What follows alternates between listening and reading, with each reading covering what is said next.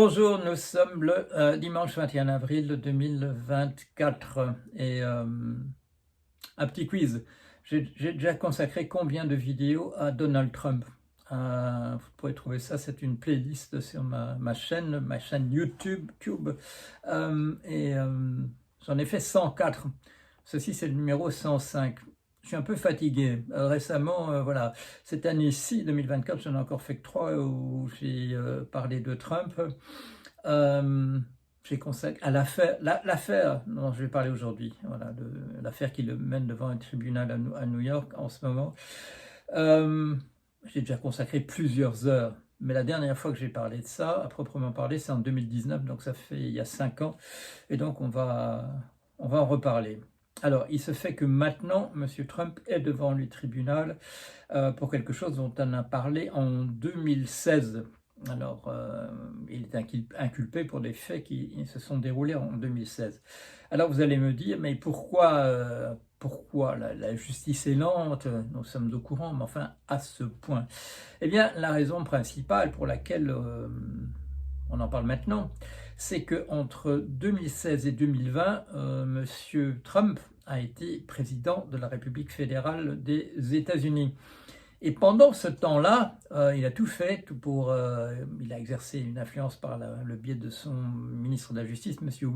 William Barr, pour empêcher que cette affaire aboutisse devant les tribunaux. Il y a eu, voilà, on a saisi des documents.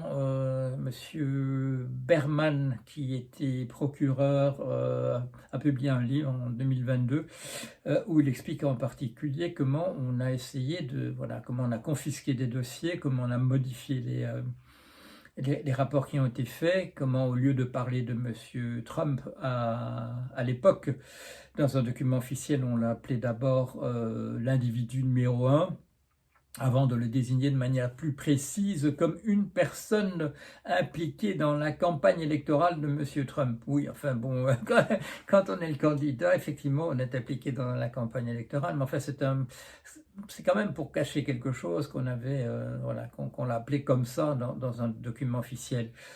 Son avocat à l'époque, la personne qui a fait les paiements en question, voilà, des questions à une vedette du film porno, et de manière indirecte, parce que ça n'a pas été payé ni par Trump ni par son avocat, à une personne, une autre personne.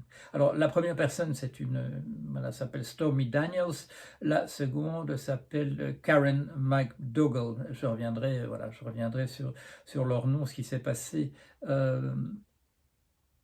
depuis, bon, à l'époque et depuis. Alors, il se fait que depuis une semaine, monsieur Trump est devant un tribunal.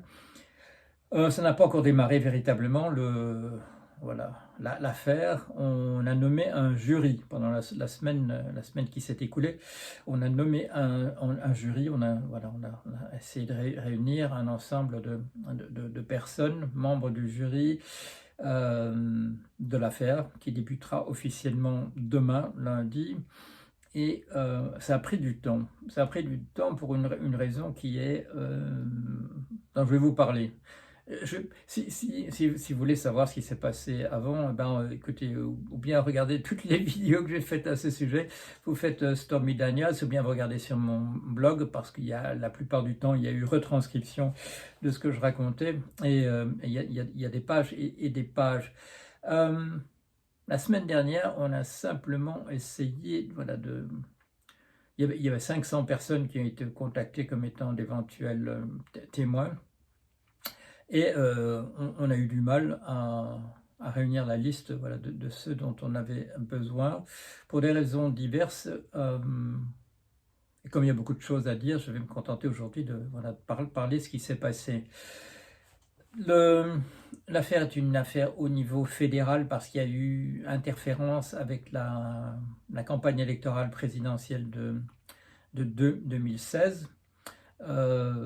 Des versements d'argent ont eu lieu au nom de M. Trump par l'intermédiaire de son avocat Michael Cohen, et d'autres paiements ont été faits directement par une publication, un tabloïd, un représentant de la presse de gouttière, comme on dit en français, Gutter Press, qui s'appelle le National Enquirer. Alors, qu'est-ce qui s'est passé? Il y a 130 000 $ ont été versés à Madame Stormy Daniels et je crois que c'est une somme de 250 000 qui a été payée à Madame Karen McDougal. L'affaire de Madame Stormy Daniels, ce serait selon elle qu'elle a été abordée par Monsieur Trump, qu'ils ont eu une relation rapide en échange de la promesse qu'il ferait intervenir Madame Daniels dans une émission de télévision, de télé-réalité. Madame McDougal, c'est une autre affaire, c'est qu'elle aurait eu une liaison de plusieurs mois avec Monsieur Trump. L'argent qui a été versé à Madame Daniels, c'est pour qu'elle ne parle pas de cette affaire, ce qu'elle a fait quand même dans un livre.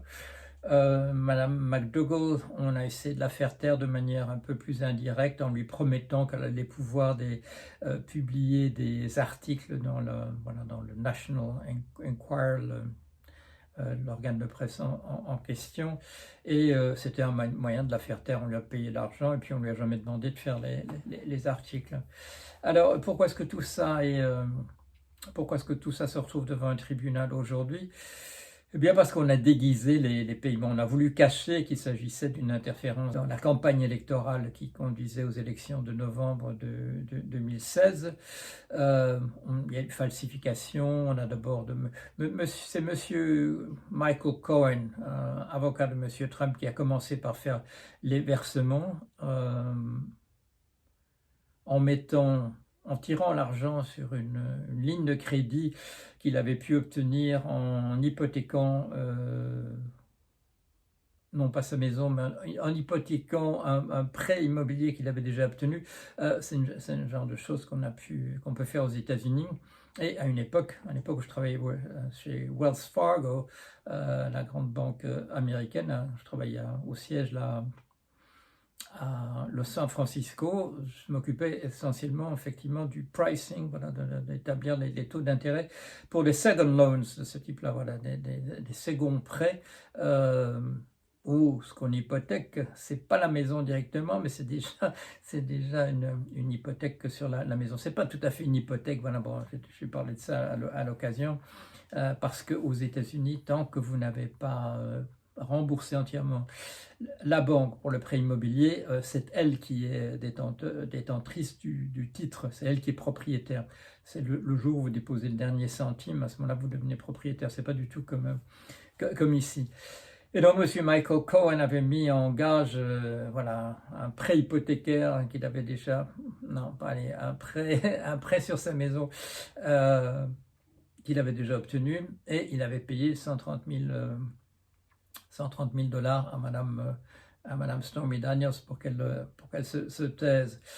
Trump lui avait remboursé, comme étant des frais d'avocat. Donc il y a des chèques signés de Monsieur Trump, mais il s'agissait véritablement, effectivement, d'une affaire où on a essayé d'empêcher que ces choses apparaissent en surface, d'autant plus que Monsieur Trump était à l'époque, il était sur la défensive parce qu'on avait rendu public un enregistrement d'une conversation qu'il avait eue avec un journaliste d'une publication qui s'appelle Access Hollywood, où il expliquait que quand on était quelqu'un comme lui, on pouvait faire ce qu'on voulait aux dames, que comment on est une star, elles vont se taire, elles vont rien dire, et qu'en particulier, c'est dit texto, on peut les attraper par la et qu'on vous dira jamais rien parce que depuis, comme il expliquera plus tard à la presse, écoutez, ça fait des millions d'années que ça se passe comme ça, pourquoi ne pas le dire? Ça avait quand même fait un petit scandale durant la campagne électorale quand tout le monde avait pu entendre ça, et du coup il était devenu très sensibilisé à d'autres possibilités du même genre. Alors voilà, donc il se retrouve devant un tribunal à New York pour ça. Ça le gêne beaucoup, ça l'ennuie beaucoup parce que d'une part, il ne pourra pas se rendre à la Cour suprême où on va, la semaine prochaine, on va discuter du fait que est-ce que du fait qu'il a été président des États-Unis, on ne pourra jamais le poursuivre sur rien, ce qui est la position que ses avocats défendent. Donc il ne pourra pas être là, il ne pourra pas être voilà, une remise de diplôme pour un de ses fils. Alors il est très très triste, mais on lui a dit non monsieur, vous êtes inculpé, ben, vous venez au tribunal le temps qu'il faut. Alors il s'énerve, il s'est endormi déjà une fois. On s'est demandé s'il faisait semblant ou non, on ne sait pas trop avec le personnage. Mais surtout, il menace les membres du jury. Il les regarde quand ils sont, voilà, quand ils sont nommés, quand ils passent à travers le processus de où on les désigne, de désignation. On les désigne véritablement comme étant les membres du jury qui présidera la semaine prochaine et les semaines suivantes. Il répète il répète dans des tweets sur son site, voilà, sur sa chaîne à lui. Il répète des choses qu'on dit autour de lui, que les démocrates, voilà, plutôt les marxistes et les communistes sont parvenus à faire nommer comme membres du jury des sous-marins à eux, c'est-à-dire qu'il désigne déjà la vindicte publique les membres du jury en disant ils vont voter, ils vont m'inculper, ils vont dire que je suis véritablement coupable, mais c'est parce que c'est des gens qui sont vendus aux marxistes et aux communistes. Alors il dit oui mais c'est pas moi qui ai dit ça, bon, c'est un type autour de lui, voilà, c'est quelqu'un qui va le représenter sur la chaîne Fox News. Et voilà, il le fait de manière systématique. Il menace pas seulement les membres du jury. Il dit déjà, si je suis élu, la première chose que je fais, c'est de mettre en prison un certain nombre de mes adversaires. Alors les gens les membres du jury, s'ils décident qu'ils sont coupables, alors là ils sont sur la liste automatiquement. Et le fait est que ces gens sont extrêmement mal protégés. Voilà, ils viennent. On a commencé par dire où ils travaillaient. Après, on a arrêté en disant oui, c'est pas une bonne idée parce qu'il y a des partisans de Trump qui risquent de leur faire un mauvais coup, comme on avait vu d'ailleurs hein, pendant les campagnes électorales. Et en particulier, il y a deux femmes qui faisaient partie d'un collège, voilà, un collège électoral en Géorgie, qui ont été menacées, et voilà, il y avait une foule de partisans de Trump hurlant devant leur porte parce que, soi-disant, enfin prétendument, selon Trump, elles avaient fait venir voilà, dans des caisses des faux bulletins, etc. Donc, il est vrai que Trump peut mobiliser des gens contre lui. Il fait exactement comme un type de la mafia. Il se compare, voilà, ça passe un peu en boucle, il se compare favorablement à Al Capone, le fameux gangster, en disant, ben, à cette époque-là, voilà, les gens qui devaient se défendre, ils ne prenaient pas des gants, etc. Oui, mais il ne se rend pas compte qu'Al Capone a fini sa vie en prison, mais il se dit simplement je vais être renommé président et je vais me pardonner moi-même pour les trucs au niveau fédéral. Pour ce qui se passera au niveau des États, je vais simplement me débarrasser des gens qui ont pris des décisions contre moi. Alors je ne vais pas en dire beaucoup davantage, mais je vais faire intervenir ici, parce que le procès en fait n'a pas encore démarré, il démarrera demain. Ce qui a fait l'actualité, c'est d'une part le processus long de nomination, de désignation du jury. Un certain nombre de gens se sont tout de suite désistés parce qu'on leur a demandé est-ce que pourrait être impartial. Ils ont levé la main, une cinquantaine, et bon, on leur a dit non. Il y a 2 personnes qui avaient été nommées comme jury et qui sont revenues le lendemain en pleurs en disant non, la pression est trop forte, on a dû les retirer. Mais ce qu'il y a au cœur de ça, véritablement, c'est cette affaire qu'on demande aux gens qui vont être désignés comme membres du jury, est-ce que vous pourrez être impartial? Bon, Alors là, le citoyen, Paul Jorion, qui n'est pas un citoyen américain, même si j'habitais longuement dans ce pays, et qu'on a un jour, j'ai raconté ça, un jour on m'a demandé de faire la preuve que je n'étais pas un citoyen américain parce que tout allait contre moi. Et en particulier, c'est parce que j'étais convoqué pour faire partie d'un jury. Et j'ai dit non, je suis pas, j'attire votre attention sur le fait que je ne suis pas un citoyen américain. On m'a dit prouvez-le, prouvez-le. J'arrive à le prouver, Et bon, au cœur du processus, il faut dire, est-ce que vous serez un juge impartial? Si les gens disent non, je ne serai pas un juge impartial, et c'est ce qu'a dit une des dames qui a pleuré alors qu'elle avait déjà été désignée, elle est venue dire oui, mais je ne serai pas un juge impartial parce que je ne sais plus ce que c'était, parce qu'un jour un ami de ma copine, je ne sais quoi. Enfin, bon, il y avait une raison. Non, c'était peut-être un petit. Il y avait un membre de sa famille qui avait fait quelque chose qui pourrait être considéré comme n'étant pas en faveur de monsieur Trump. Mais on demande aux gens, est-ce que vous serez un témoin impartial? Et là, c'est Paul Jorion, non pas le blogueur, c'est Paul Jorion, psychanalyste, qui a quand même quelque chose à dire à ce sujet-là. Alors, première chose, être impartial. Si on regarde la définition, je crois qu'on a déjà pas mal de problèmes. Je crois qu'il y a déjà des gros traités qui ont dû être consacrés à la question d'être impartial ou non. Bon. Ce qu'on veut dire sans doute, c'est de se placer au-dessus de la mêlée, prendre le point de vue de Cyrus, etc. Je ne parle même pas de psychanalyse, mais parlons de sociologie. Rien qu'en prenant la notion de sociologie, qu'est-ce que c'est l'impartialité de quelqu'un? Et puis, vu les intérêts, comme on dit, les intérêts, voilà, pas l'argent, mais vu le fait que tout le monde est intéressé d'une manière ou d'une autre en étant un individu, voilà, un membre du genre humain, à ce qui se passe dans le genre humain, rien de ce qui est humain nous m'est étranger, a dit le philosophe, mais chacun peut dire ça, personnellement aussi. Mais alors le psychanalyste, quelqu'un qui dit « je peux être impartial ». La question de psychanalyse, c'est qu'est-ce qu'il en sait? Qu'est-ce qu'il ou elle en sait?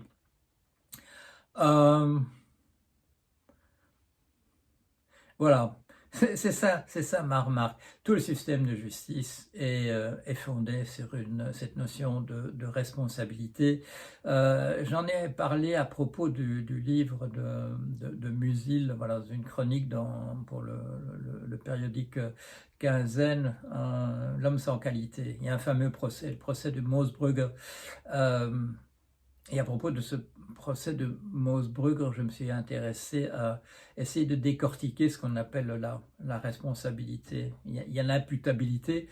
Est-ce que vous étiez là d'une manière ou d'une autre? Bon, est-ce que vous considérez que, voilà, est-ce que vous pouvez raconter quelque chose en votre nom propre sur ce qui s'est passé?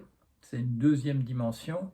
Et la troisième, c'est si vous avez joué un rôle là-dedans, est-ce que vous identifiez entièrement, est-ce que vous adhérez entièrement au fait que ce soit vous qui été la personne responsable, la personne qui a été la cause des événements? Donc il y a beaucoup d'éléments en réalité. Je ne sais pas si tout ça a été traité dans je dirais, dans la même perspective que moi, rapportant ce que dit Robert Musil dans son roman publié dans les années 20.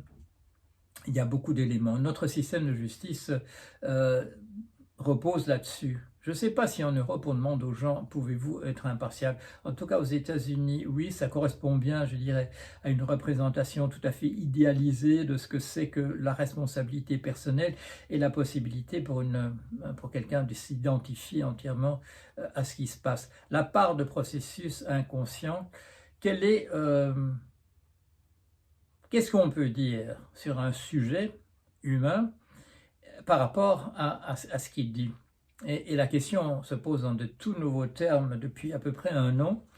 quand on commence à voir des machines qui vous disent: «Oui, moi il me semble que, nous, voulant dire les êtres humains, oui je vois bien qu'il y a une distinction entre nous, grand système de langage, et vous les êtres humains, mais d'une certaine manière, quand on parle de responsabilité, est-ce que la notion est véritablement différente?»